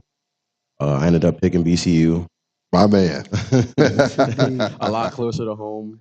And it felt good. Better colors too. It felt good to be here. 2022, I was behind Ben Lennon, another Australian. That's where I got really good at the end over end style. You guys are talking about the rugby punting. As much as I didn't like it at first, he kept making me work on it, and I mean, paid off from then on. You got really good at that thing. You hear me? You could check it up. I mean, literally, I would watch those pooch kicks down around the 10. I'm like, he really is getting a hold of this thing right now. But he could flip it over any time and turn it over. But it was just the versatility of being able to execute two different types of kicks that really caught my eye, because I know he wasn't kicking like that when he first came here with the end over end. He learned that. Yeah. And then 2023, first year starting.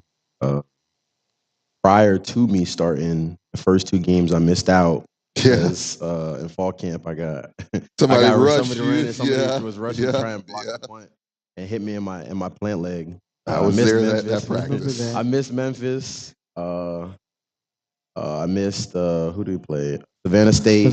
And of course my first start of all games is Miami. So, getting the Dolphin Stadium, I'm sitting there, I'm like, oh boy, all right. How's this gonna go? Here goes nothing. First play I run out there, hadn't actually gotten a live rep since 2020. Wow. Fall. And or not 2020 fall, 2019 fall, going into 2020. Get out there, you got big dudes lining up trying to come block the punt. First punt, I get it off. All I know is I saw a brick wall hit me. I get back up off the ground. I'm like, okay, all right. Got that over with. I look where the punters are like, all right, let's keep going. And from then on, I mean, wow. all I like to do is just step up each game. There you go. Work on technique. There you go. I got a question from one of our listeners. One of our listeners wants to know, is Messi or Ronaldo better? Messi all day. Messi. I've been a when I was younger, it might have been back and forth, but I mean, it's undeniable. Messi has every title that any soccer player could ever want. He has the last thing he's been chasing for years. Ronaldo, there you have it. So Anthony, we have tons of Wildcats watching right now. They're listening. Everyone's tuned in to what's going on the Hail Wildcats Gridiron Show. If you had something on your heart that you wanted to tell Wildcat Nation, now's your time to do it. I'd say, as Cade said, nobody likes to lose. I'd say, as much as it's, I guess you could say, as much as it's hard to watch, the support is it definitely doesn't go unnoticed. Like we're down against Alabama State, and we're starting to come back. The fans start getting riled up. That energy that the Wildcat fans bring is unmatched. When we get riled up, it helps the defense. It helps the offense. Everybody's cheering, special teams as well. When you can, show up, show out, and all we can do is just keep pushing from here, especially with conference play. Definitely so. And there you have it. He said it best. Still show up no matter what. It's not always going to be like this. Not always like.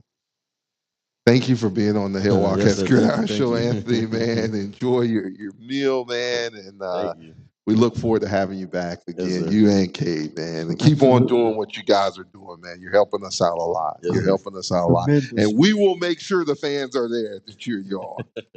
Come hell or high water, we will make sure of that. So thanks a lot, man. And we look forward to having you back on the show. Enjoy your off week. Thank you. Yes, sir. I'm sure glad he picked us over FAMU, okay? Yeah, I know, right? Literally. Definitely so. Definitely. Guys, I don't know if these guys want to hear this next period because, I got callers lining up, Larry. Listen, man. Hey, sometimes you have to have a come to Jesus moment, okay? You got to tell the truth. It's here. And we're not the only ones who are feeling this. There are a lot of people out there in Wildcat land who feel the same way. Oh, most definitely. They definitely feel the same way, and yeah, it's hurtful. It's needs to be said. Oh, for sure. For sure. So, fans, it is now that time. It's our call-in session. Say it with your chest. The number is 386-287-1226. That is the number to call into the Hail Wildcats Gridiron Show. We want to know what's on your mind, what's on your heart, what's on your concern. Make sure, just, with that, let's keep as much profanity away as we can. We are still a show, and we are watched by the FCC and all those people. But you can get your point across without cursing, and we understand the frustration because we all have it. 386-287-1226. Caller, you're on the Hail Wildcats Gridiron Show. Welcome.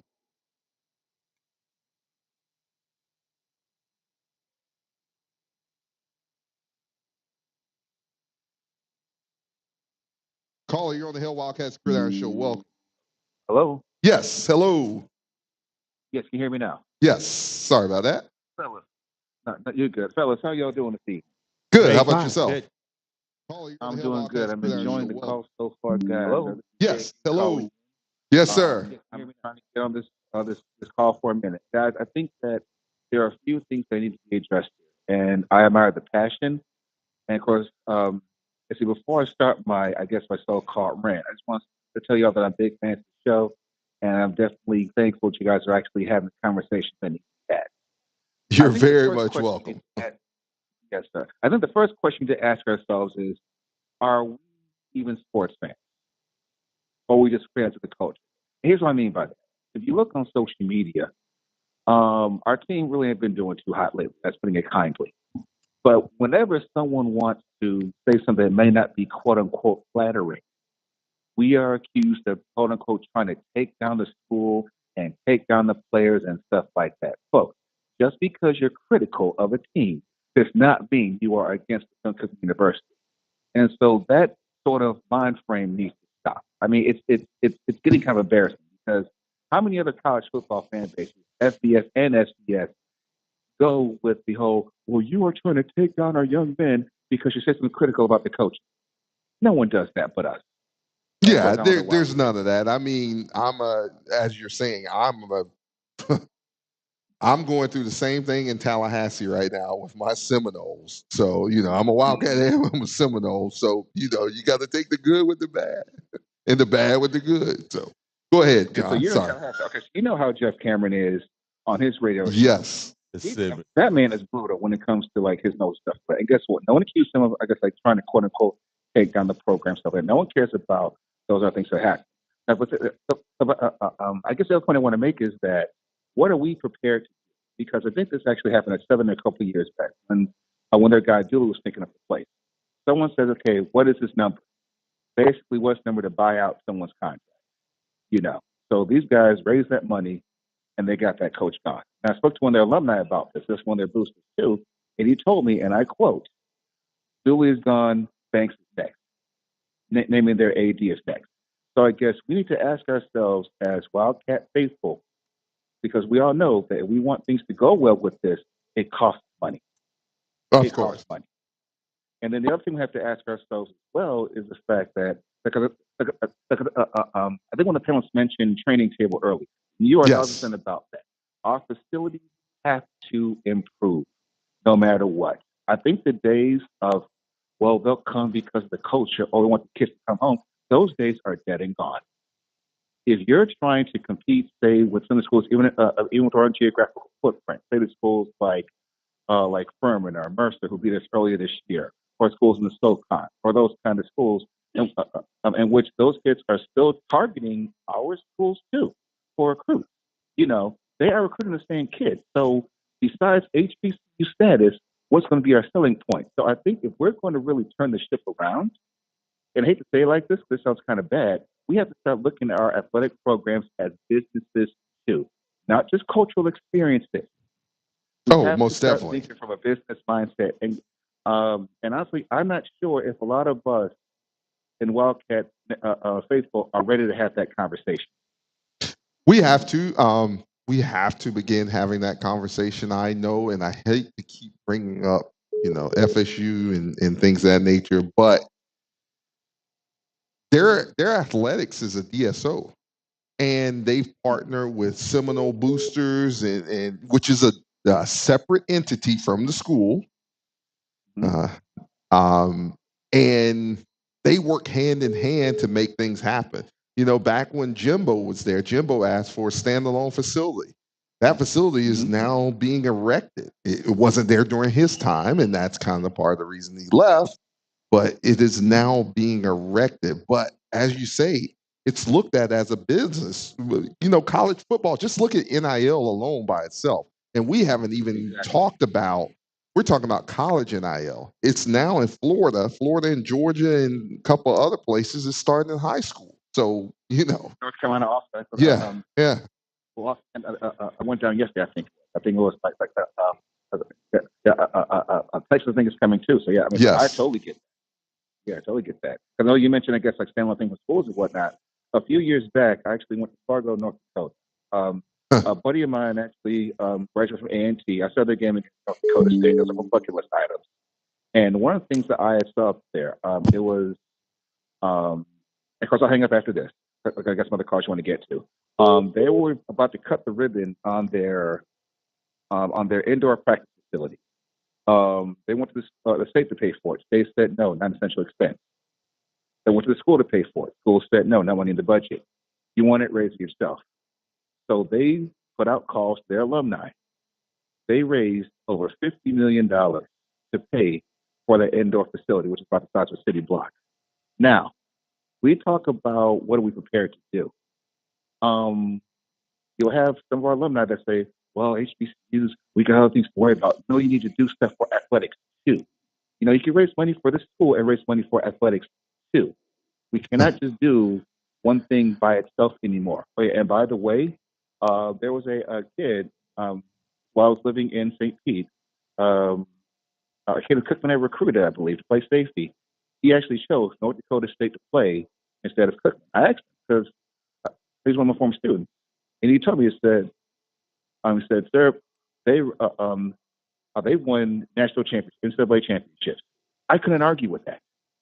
So until we are prepared to have those kind of conversations about doing what needs to be done in order to be, be the best nationally, not just the best in HBCU space, but the best nationally within our weight class, FCS, until we want to have those conversations, then I don't see us getting any better. But we got to start having those talks. Definitely so. Definitely so. And that's all I got. So, all right. Hey, thanks a lot, John. Appreciate it, man. And we look to hear from you again soon. Thank you. Have a good night, sir.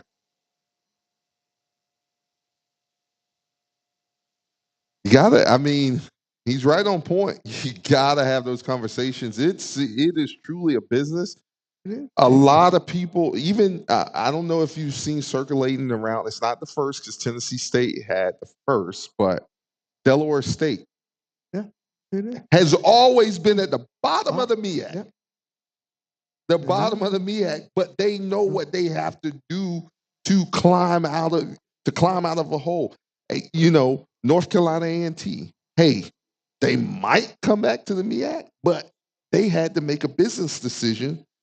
And unfortunately leave the MEAC and go explore we're in an age right now that you're playing money games for a reason.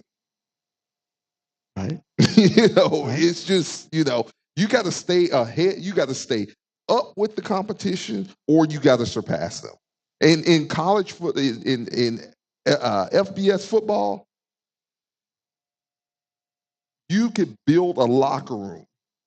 And in 3 years, you got to add to that locker room. Look at Clemson. Look at the LSUs. Look at all those guys. You know what I mean? You can't. We build a practice field for our guys. Then we build a locker room, but it didn't finish the whole part of it. All that goes hand in hand together. You got to take that headache away for the coaches. Hey, And my guys walk in here and do everything they need to do. And then my players go to practice. I mean, go to class. It's, I tell you, man, it's a lot to be desired, guys. There's a lot to be desired, and it's just not it's not coached.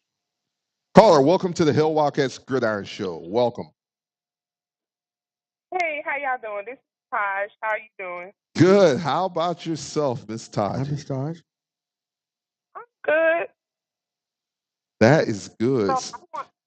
Go ahead, Taj. So I wanted to call in tonight to just to really thank everyone who donated to the initiative, the call to action. I put out a Facebook post and I requested supplements for the football team. We had a few of the players that was concerned about eating peanut butter sandwiches. So I put out a call to action with myself as well as Sandra King, who is in Fort Lauderdale, Florida. We put out a call to action requesting muscle milk, nutrition bars, as well as other supplements for the football team. So I just want to thank everyone who responded to the call of action, as well as Larry, Daryl, and Ralph, who assisted us with me being in Atlanta and Tundra being in Fort Lauderdale, for assisting us with picking up those supplements for the football team. You're very much welcome, Taji, and that's the least we can do on this end. And we're not done yet. No. We're not done yet. We're all working together, and as we're posting now, we're even going to open up a raffle to get more supplements, things of that nature. So to hopefully finish out the rest of the football season, making sure those guys have what they need. So if you are to donate, you can go to or want to buy a raffle ticket. Those raffle tickets are $35 a piece. You can go to hwgridironclub.com/HWGS, enter that raffle. And the raffle is you can win a bus seat, a room share, and a game ticket to the Alabama A&M game by entering in that raffle. That raffle will help us to, as I said, help to hopefully get enough supplements to finish out the season, to go with that peanut butter and jelly stuff and the other things that Taji and that group supplied. One other thing, Taji, I would love to see you all in the Legacy Walk because, Absolutely. it's about the people who are doing stuff when the lights and the cameras aren't on. That's what it's about. It's about, and we thank you for the initiative that you took under. And we know this isn't the first time you've done that, and definitely won't be the last time. And you're here to support Wildcat football and other sports. You were a big-time softball player here at Bethune-Cookman, and we know that your heart's here, being in Atlanta, your heart's still here in Daytona, and we're so glad to see you. I think you said Tundra was possibly going to come on with us tonight. Yeah, Sandra King, she's gonna come on with us tonight. And just talk to everyone and thank everyone for taking the step to do what's necessary. People can talk a good talk, but in order for you to talk a good talk, you got to walk the walk too. Most definitely. I'm a diehard, Wildcat fan. 96 graduate. I have been a 20-year donor to Bethune-Cookman, but with everything that's going on, I just, prefer to help individual students and, help our marching Wildcats as well as our football team, as much as I can. But, that's it. Most definitely, Taj. And like I said, we definitely thank you for all the assistance and help. And we know this won't be the last time that you will be assisting or pushing an effort forward. And we encourage people to get in on the raffle. Even if you don't want the bus ride, then the room and the ticket. We need to go support our Wildcats at every game we can, whether home or away. And here's a great opportunity for you to do that by purchasing a raffle ticket. And you don't win if you don't enter. Right. To have a chance, you got to take a chance. There you go, my man. It took me 3 years to get him to that point. If you don't buy a ticket, you can't win. Definitely so. I think I'm more excited because I just saw a post where the band is traveling to Huntsville. Yes. So we got a lot of Wildcats that are really excited about traveling to Huntsville. That band is actually going to be traveling. So I'm looking forward to that trip to Huntsville. Definitely same here. It is their homecoming, so it's going to be a great affair up there. 2 p.m. Central Standard Time kickoff, and we'll definitely cover that next week. Go ahead, jump in, be a part of the raffle. Let's help our guys out, as the two gentlemen who were on earlier saying, the help is definitely needed. The fans are the energy, that they feel from the fans when good plays are being made. You got to have that. So Daryl, what was that address? So it is www.hwgridironclub.com/HWGS, which stands for Hail Wildcats Gridiron Show. You can go on there and watch the Gridiron Show while you're also entering the raffle. So how many raffle tickets can you buy at a time? You can buy as many as you want, Ralph. Just ask. You're going to buy 3, right? Wait, why are you telling my business? Okay, he's going to buy 4. You got to beat mine. I already bought 4. Hey, all right, Daryl. But I'm going to be on the bus anyway. I mean, I'm still paying, but I'm going to be on the bus. So you give your bus ticket away? No. Boy, y'all the best. I'm going to try to get CC on the bus. How about that? Oh, okay, I tell you what, I buy 10. He'll maybe show up to something if it's given to him. How about the that? guy with the Well, we don't have to worry about diesel, Taji, thank you for calling in. We're going to try to get you on with Miss King. Just stand by a moment. Let's see. I'm sorry I missed your call. Well, we will have her. Hopefully she'll call back in. Taji, you got anything to say to Wildcat Nation? No, I just want to say, Hail Wildcats. Let's keep up the fight. I know there's a lot of stuff that's going on, with the corruption that's going on with everyone. Hey, I'm just keeping it real. Yeah, you got to. 100.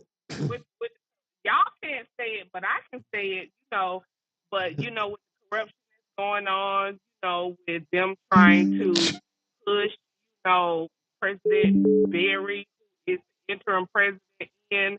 From my understanding, there's, has been a vote tonight while you guys have been on the call tonight. Listen, Larry. I'm not gonna take it there, but I just, hope that everything works out, for the interest, of the students. Most definitely. And, for the students, because we need somebody that's vibrant, that's going to get in there and work with the students. We can talk and say, that this person has got the numbers up at the school, but we need somebody who has that energy that's going to match that energy of students that they have enrolled at the school now. So I don't know nothing about, Barry. I don't know the man from a can of paint. All I'm saying is he needs to match the energy of students that's there. Because, when I see the man, he looks like he sold on his coat to the grocery store, and he just, he just don't have a care in the world. So we need to get somebody in there that's going to match that energy of the students. Definitely agree. Absolutely. Well said. Definitely. Thank you all. Thank Okay, you, take care, Taji. Taji. Yes, and we will be talking. Thank you for all your support. Yes, ma'am. We're going to get her in now. Thank you. You're All welcome. right. Thank you. Have a good night. Hail Hail Wildcats. Wildcats. Y'all saw Taji's Hail Wildcats. old base softball coach at Coach Moore's memorial Yeah. of Reggie Beverly. Yes, legendary yes. football and football coach as well as player Definitely. and softball coach. Definitely. Welcome to the Hail Wildcats Hello. Gridiron Show. Yes, ma'am. Welcome. We finally got you in. How you doing? I'm great. Thank you. How are you guys tonight? We are doing great. We're doing great. We finally feel better. We got a load off our chest, and yeah. Thank you so much for what you're doing for our Wildcat athletics and Wildcat Bethune-Cookman as a whole, Miss King. Thank you. I heard my sister was just on. Hey, Taji. she's off now, but yeah, she can hear you. She can definitely hear you, and we tried to get you two on together, but technology just won't do right. But yes, ma'am, Miss King. Tell us a little bit about what your legacy is, because we speak of the legacy walk. We feel persons such as yourself, Taji, Duke Farrell, a lot of those persons should be in the legacy walk instead of people who are up there for optics. Yeah. Right. Right. I was, let me just start off a little bit, but I went to a predominantly white high school, and when I was introduced to Bethune-Cookman, my sister was actually a student at Morris Brown College, and they played Bethune-Cookman. I knew from then that I wanted to come to the great Bethune-Cookman University. There you go. There you go. And I've been in love with Bethune-Cookman since that time. I graduated in the class of 1986. I'm a criminal justice major. I'm a retired police captain. Wow. And my time, my money, my effort has gone to the great Bethune-Cookman University. Currently, my sister, who's a Wildcat as well, we currently own a private school. As you can guess, our mascot is the Wildcat. And again, we give back to Bethune-Cookman University, and we currently have 2 students from our school that are students, freshmen currently at Bethune-Cookman University. So when Taj made the call, we've been in this fight for a while to really change the dynamics and the trajectory of Bethune-Cookman, because we feel our students deserve the best. They don't have to go to the highest of heaven, the highest of 7 hills. We have everything we need right here in the great city of Daytona Beach, and we want to provide our students an amazing experience while they're students, whether that be athletics, the gospel choir, the band, and for that reason, I have taken all I have to try to give back to the students in any capacity that I can. We're so thankful for that, Ms. King. The dynamics and the trajectory of while they're students, whether that be athletics. Yeah, I am a season ticket holder. I have been for 14 years. I have taken.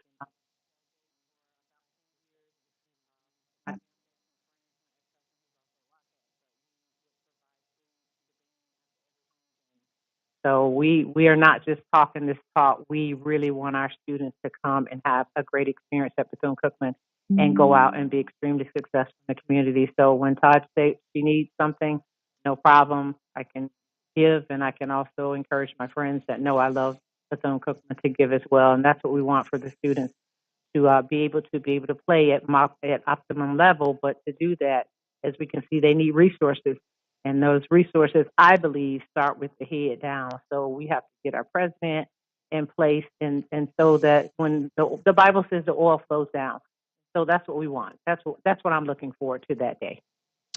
Definitely so. And we know you're there support, as well as Taji, every Saturday that we have a football game, especially for football.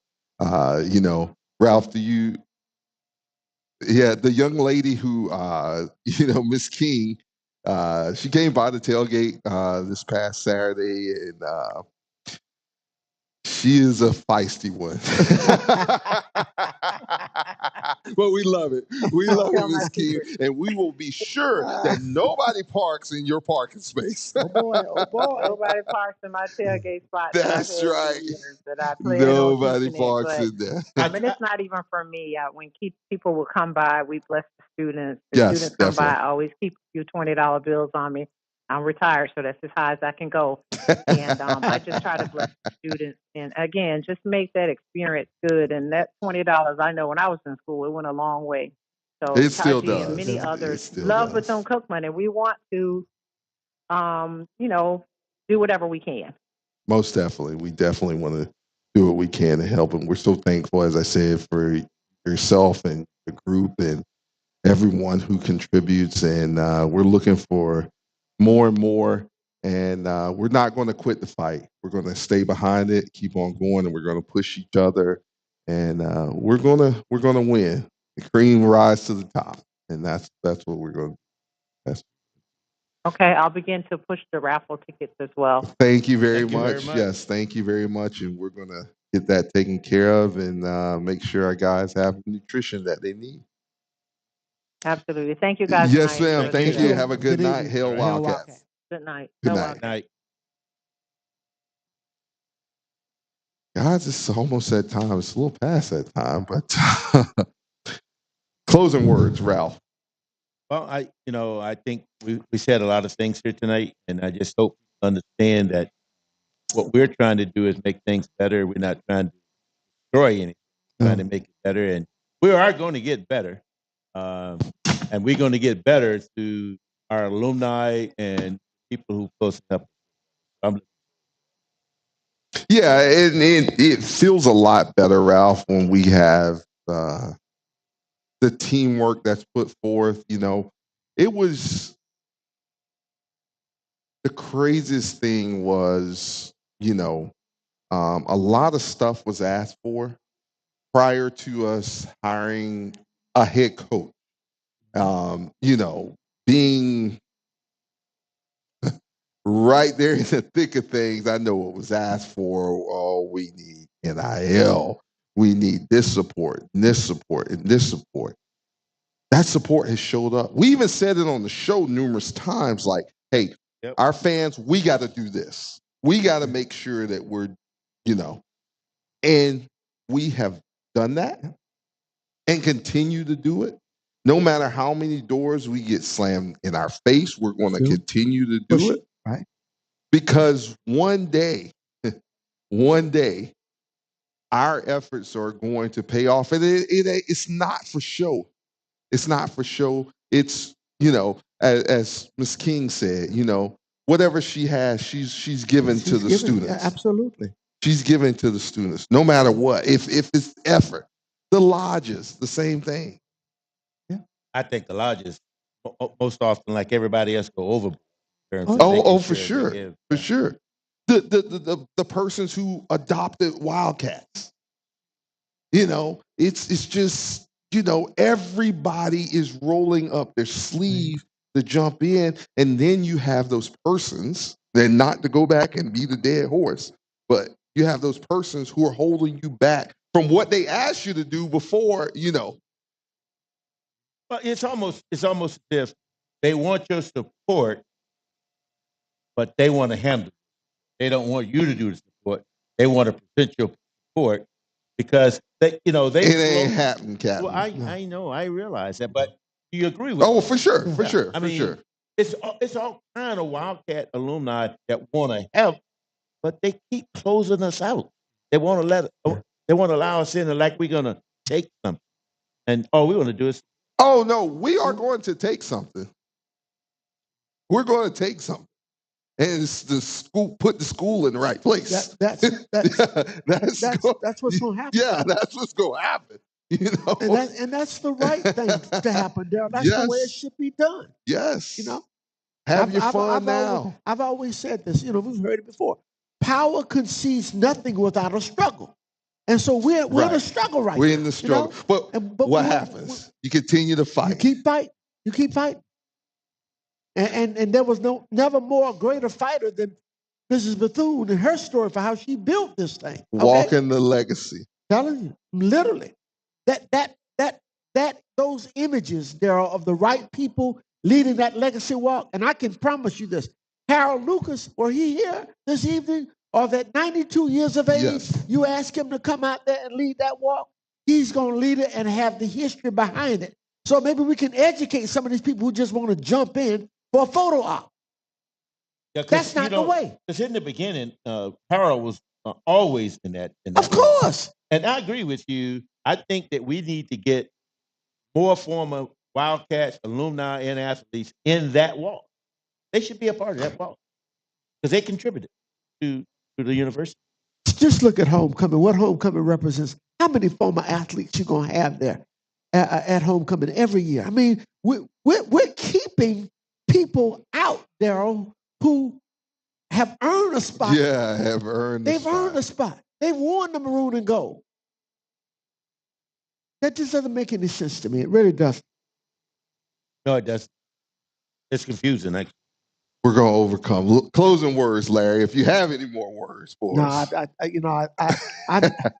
My only thing is this is about Bethune-Cookman, and we should make it about Bethune-Cookman. And as I said before, there's a cloud hanging over our school. It is. And those of us who have earned the right to be there, having been graduates and have worn the colors proudly and served the school monetarily and otherwise, we can't sit silently. We've got to step up to the plate. And we've got to say the tough things regardless of whose feelings we hurt. Right. It's regardless. Regardless. What would Miss Bethune do if you were here? We saw what she did. Oh, yeah, we did. And we see what's left from what she, absolutely, absolutely. So that encourages me to go on and continue to fight. You're right there, Darold. Yep. For Mr. Ralph Smith, Mr. Larry Wesley, in Mr. CC Cruse's absence, and Mr. Jerry Bell, fans, go on, donate to the raffle. Try, win that seed. Hey, if we give one away, we might give two away. You never know. Just make sure they understand we're trying to get this done within. Yes. We're trying to get our guys nutrition. I've heard so many over the last 2 weeks. Man, we are small up front, and we are. We want to help to sustain. We want to sustain it and flip it the other way around. So, fans, thank you for listening to the Hail Wildcats Gridiron Show. It is our off week. Enjoy your off week. We go back to winning next week. We'll be back here next Thursday. We want to see you here at Houligans, 7:30, Hail Wildcats Gridiron Show. Thank everyone for listening, tuning in. Thanks for the comments. Thanks for the grades, just everything. We love you, fans. Hail Wildcats, and we will see you next week. God bless. Ladies and gentlemen, the Bethune-Cookman University alma mater.